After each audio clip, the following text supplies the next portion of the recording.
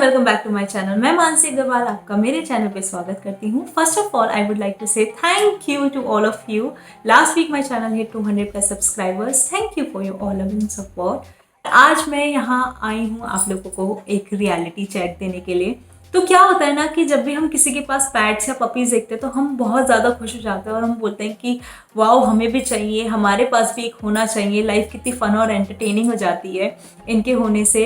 Definitely ये होता है, लेकिन इनको लाने में काफ़ी प्लानिंग और काफ़ी एफर्ट लगता है। तो मैंने सोचा क्यों ना मैं एक इन्फॉर्मेशनल व्लॉग बनाऊं जिसमें हम डिस्कस करेंगे उन्हीं सभी बातों की और जिसमें हम डिस्कस करेंगे उन्हीं सभी बातों के बारे में और उन्हीं सभी पॉइंट्स जो आपको कंसिडर करने हैं अगर आप सोच रहे हो पैट को अपने घर लाने के लिए। Let's get started. Point number one, make sure you really want a dog. Owning a dog is not all fun and games. They can be expensive, they can be energetic, they can be messy, they can be noisy, they can be strongly wild. So ask yourself again and again, are you ready for a puppy? See, no offense, बहुत ज़्यादा प्यारे होते हैं पर हम एक चीज़ को हमेशा अंडररेट कर देते हैं, वो है having a puppy is a time consuming thing. क्या आप लोगों के पास इतना टाइम है कि आप उसको टाइम दे सको? क्या होता है कि क्या या फिर आप अपनी लाइफ में इस तरीके से सेटल हो कि आप किसी और को अपने घर में वेलकम करके उसको सेटल करवा सको। तो just think about it. Suppose आप स्टूडेंट हो या फिर आप वर्किंग हो और आपको पूरा दिन काम करना है, आपके पास असाइनमेंट्स हैं, आपके पास प्रोजेक्ट्स हैं करने के लिए, तो ऐसे में पॉसिबल नहीं है कि आप उसको इनफ टाइम दे सको। या तो फिर आपके पास कोई और आपकी हेल्प करने के लिए है। अगर कोई है then go ahead, otherwise drop it right now.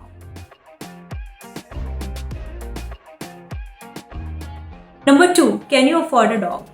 तो डॉग लाने के लिए काफ़ी एक्सपेंस होता है। Number 1, adoption cost. तो मार्केट प्राइस तो आपको डॉग्स का पता ही होगा कितना हाई है डिपेंडिंग अपॉन द ब्रीड्स। तो वहाँ एक आपका एक्सपेंस होता है।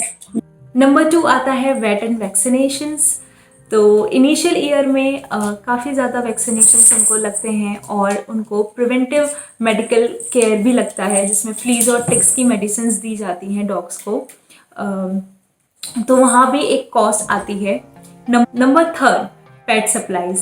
पेट सप्लाईज में पहले तो बेसिक चीज़ें लाइक उनके बाउल्स और उनके leash, collars, dog food, grooming kit में उनका नेल कटर, उनके कॉम्स, तो ये सब खर्चा होता है। फिर नंबर 4 आता है ट्रेनिंग कॉस्ट। अगर आप चाहते हो कि आपका डॉग वेल बिहेव्ड रहे और जैसे आप बोलो वैसे ही वो करे, तो आपको उसको ट्रेन कराने की ज़रूरत होती है। नंबर 5 पे आता है माइक्रोचिपिंग। तो ये चीज़ मुझे नेदरलैंड्स आके ही पता चली कि डॉग्स के यहाँ पर एक चिप होती है, आप चिपिंग करा सकते हैं। हर किसी की नहीं होती है, वो ऑप्शनल होता है, आप करवा सकते हो, अपने डॉग को चिप करवा सकते हो, माइक्रोचिप। तो वो चिप अंदर चली जाती है और उस चिप पे एक नंबर होता है। अगर आप स्कैन करोगे तो वो नंबर आ जाएगा और उस चिप से क्या होता है कि वो डॉग ऑनर के नाम पे रजिस्टर्ड हो जाता है। और अगर आप चाहते हो उसके साथ ट्रैवल करना तो उस चिप नंबर के बेस पर उसका पासपोर्ट बनता है, तो आप उसको अपने साथ वेकेशंस पर भी ले जा सकते हो। तो ये सारी कॉस्ट आती हैं। अगर आप इन सब कॉस्ट को बियर करने के लिए रेडी हैं देन गो फॉर इट।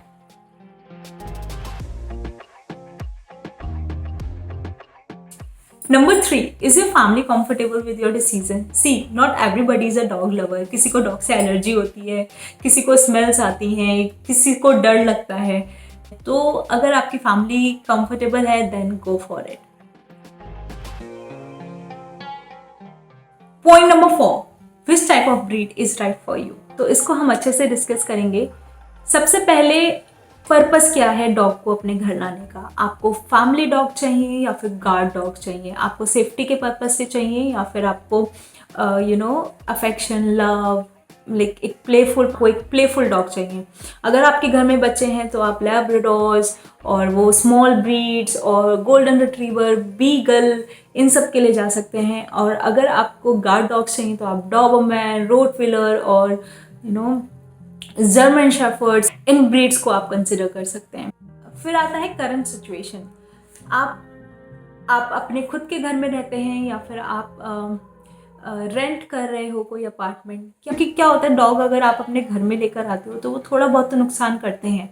तो अपने घर में है तो ठीक है, अगर आप किसी अपार्टमेंट को रेंट कर रहे हो तो उसमें क्या होता है कि आप प्रेफर करो कि स्मॉल ब्रीड्स लो, क्योंकि छोटी जो ब्रीड्स होते हैं वो ज़्यादा नुकसान नहीं कर पाती हैं। अगर आप बड़ी ब्रीड्स को कंसिडर करोगे तो जब वहाँ पर नुकसान होने के चांसेस ज़्यादा हैं। तो आपकी करंट सिचुएशन क्या है, आपके लाइफस्टाइल को कौन सी ब्रीड सूट करेगी। फिर एक चीज़ आती है कि अगर आपको घर से बाहर जाना पड़ता है 4 से 5 घंटे के लिए, तो आप स्मॉल ब्रीड्स को ले सकते हो, लेकिन आप उससे ज़्यादा टाइम के लिए घर से बाहर होते हो तो आप स्मॉल ब्रीड्स को नहीं कंसिडर कर सकते हो। आप लेब्राडोर्स के लिए जाओगे, आप गोल्डन रिट्रीवर के लिए जाओगे, क्योंकि इनका टेम्परामेंट थोड़ा सा ज़्यादा होता है। लेकिन इसका ये मतलब नहीं है कि हम इनको 8 घंटे तक छोड़ सकते हैं, क्योंकि इन लोगों को सेपरेशन एंजाइटी हो जाता है। तो ये सब सोच के आप ब्रीड डिसाइड करें कि किस ब्रीड का टेम्परामेंट कैसा होता है, कौन सी ब्रीड चाइल्ड फ्रेंडली होती है। फिर आता है हमारा potential challenges.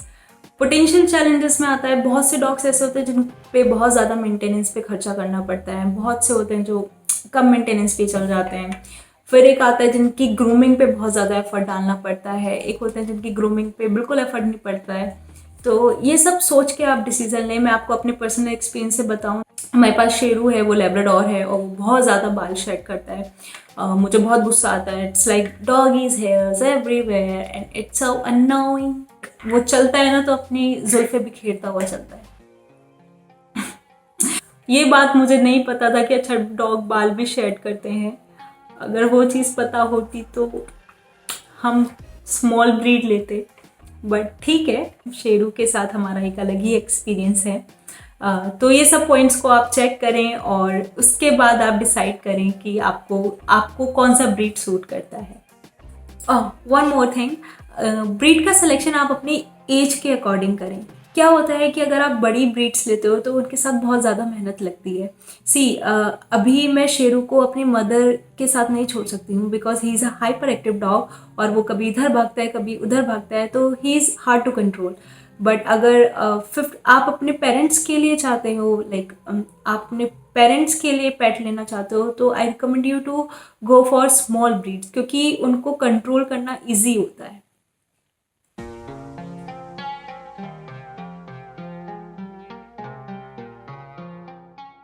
Number 5, where will my dog come from. तो डॉग को घर लाने के 2 तरीके हैं। पहला, आप अगर आपको पपी चाहिए तो आप ब्रीडर्स को कांटेक्ट करें, आप गूगल सर्च करें, आपको n नंबर ऑफ ब्रीडर्स मिल जाएंगे, आप उनके पास से जाकर खरीद सकते हो। लेकिन इसमें एक बात का ध्यान रखें, हर ब्रीडर जेन्युइन नहीं होता है। कुछ ब्रीडर्स ऐसे होते हैं जो फ्रॉड भी होते हैं। अगर आप वो बोल देंगे कि ये प्योर ब्रीड है, लेकिन वो मिक्स ब्रीड होता है। क्या होता है कि शुरू में पपी इतना छोटा होता है कि उसके फीचर्स आइडेंटिकल नहीं होते हैं कि आप डिफ्रेंशिएट कर सको कि वो मिक्स है या प्योर है। तो धीरे धीरे जैसे ही वो बड़े होते हैं तब हमें पता चलता है अरे ये तो मिक्स ब्रीड है, ये प्योर नहीं है। तो इन सिचुएशंस को अवॉइड करने के लिए कोशिश करेंगे आप ब्रीडर की इंफॉर्मेशन अच्छे से निकलवा लें और रिव्यूज़ वगैरह अच्छे से पढ़ें, तभी डिसीजन लें। फिर आप डॉग को अडॉप्ट भी कर सकते हैं। क्या होता है कि बहुत से लोग डिसाइड करते हैं किसी रीज़न की वजह से कि उनको अपने डॉग्स को सेल करना है, तो आप उनसे जाके डॉग अडॉप्ट कर सकते हैं। लेकिन मैं आपको रिकमेंड करूँगी कि आप अगर आपका डॉग के साथ फर्स्ट टाइम है, आप पहली बार अपने घर में पेट लेकर आ रहे हो, तो आप अडॉप्ट ना करो, आप न्यू बॉर्न को लेकर आओ, क्योंकि हमें नहीं पता उस डॉग की मेडिकल हिस्ट्री क्या है, उसकी मेंटल हिस्ट्री क्या है। अगर आप किसी जान पहचान वाले से ले रहे हो देन वेल एंड गुड। अगर आप किसी जान पहचान वाले से नहीं ले रहे हो तो उसमें थोड़ा सोच समझ के चांस लें। मैं आपको एक बात बताती हूँ। लास्ट मंथ हमें एक कपल मिला जिन्होंने एक डॉग को अडॉप्ट किया था स्पेन से, और वो डॉग किसी को अपने अराउंड भी नहीं आने दे रहा था। वो बहुत ज़्यादा एग्रेसिव था और बहुत ज़्यादा भौंक रहा था। मतलब उनको सेटल होने में उसके साथ बहुत ज़्यादा मुश्किल हो रहा था। उनको नहीं समझ में आ रहा था, क्योंकि उनको उसकी आदतें नहीं पता थी क्या हो रहा है क्या चल रहा है। तो ये सब सिचुएशन होती हैं, और अगर कोई जान पहचान में है तो आप अडॉप्ट भी कर सकते हैं, अदरवाइज आप ब्रीडर से जाके सीधा खरीद सकते हो। Point number 6, pet proofing your home. तो क्या होएगा कि जब आपके घर में एक पेट आएगा, definitely he will love to explore and chew whatever crosses its path. Doesn't matter वो आपका नया सोफा है या फर्नीचर है, तो बेटर है कि आप पहले से सब चीज़ों को फिक्स कर दो, रादर उसके आने के बाद आप बोल रहे हो कि यार इसने ये फाड़ दिया, ये हो गया। तो आप इन चीज़ों का ध्यान रखें, पहले से ही अपने घर को पेट प्रूफ करा लें और कर लें, क्योंकि precautions are better than cure. इससे ज़्यादा मैं कुछ नहीं बोलना चाहूँगी। फिर आता है पॉइंट 7। घर में डॉग भी आ गया, ठीक है, पेट प्रूफिंग हो गई, सब कुछ है। What next?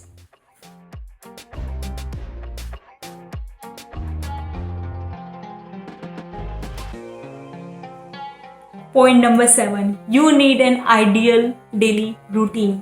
यस, अब आपके घर में एक डॉग आया है तो उसकी आपसे कुछ एक्सपेक्टेशंस हैं कि आप 7 बजे उठो और उसको वॉक पे लेके जाओ because he has to urinate and defecate, and फिर उसको घर वापस लेके आओ, फिर उसको खाना खिलाओ, फिर उसको वापस सुला दो, फिर उसको उठाओ, फिर उसको लेकर जाओ, फिर उसको खाना खिलाओ, फिर उसको वॉक पे लेके जाओ। तो it is a on going process, ठीक है, ये ख़त्म नहीं होता है। उसको उठाओ, सुलाओ, खिलाओ, पिलाओ, बाहर ले जाओ। तो ये सब आपको डेफिनेटली पता होगा। आप बोलोगे कि इसमें नया क्या है, ऑब्वियस सी बात है।